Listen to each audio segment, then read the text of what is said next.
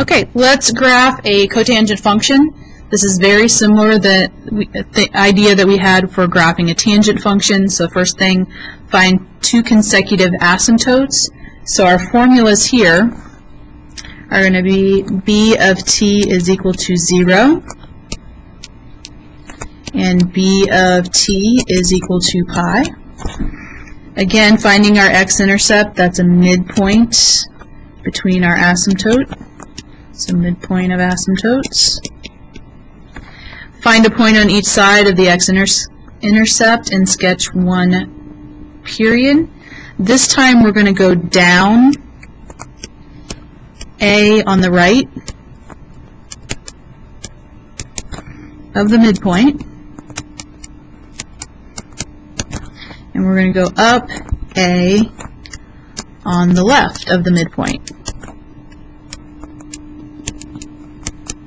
And that's going to give us our decreasing graph, which is a cotangent graph. And then if we have space, we're going to put a period on the left and the right, or fill out the specified interval. So let's take a look at our first example. So we have y is equal to 2 times the cotangent of t over 2. So that means our a value is 2 and our b value is 1/2. So let's find our asymptotes. So we're going to have 1/2 of t is equal to 0. So multiply both sides by 2. We get t is equal to 0. Our second asymptote, 1/2 t is equal to pi. Again, multiply both sides by 2. T is equal to 2 pi. So you can tell from the original function whose period is pi, when your b value is 1/2, you're going to double your period. So we're now going from 0 to 2 pi.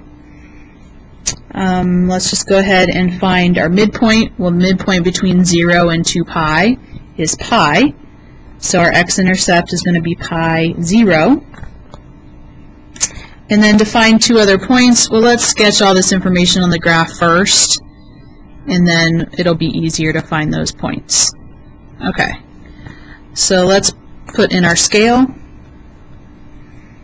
Since we need to go to 2 pi, I'm going to split this. Here's pi, and then here's 2 pi. Same thing in the negative direction. And our scale, our amplitude, or a value, which is not the amplitude, goes to 2. So we need from 2 to negative 2. Okay, let's put in our asymptotes. We said we had an asymptote at 0. We also have an asymptote at 2 pi. And now you can visually see from the middle, or from our graph, where the middle is and where our x-intercept is going to be. So that's at pi.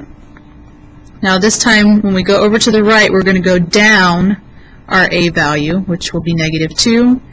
And we look to the left of our midpoint, we're going to go up 2, and that's how we get our decreasing graph.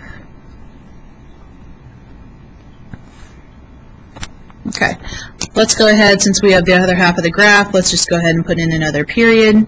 So, whoops, we're going to have an asymptote at negative 2 pi. Negative.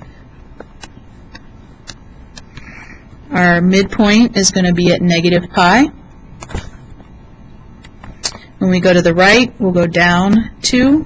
Go to the left, we'll go up 2. And then sketch in our decreasing graph. Okay, and there's a graph of our function.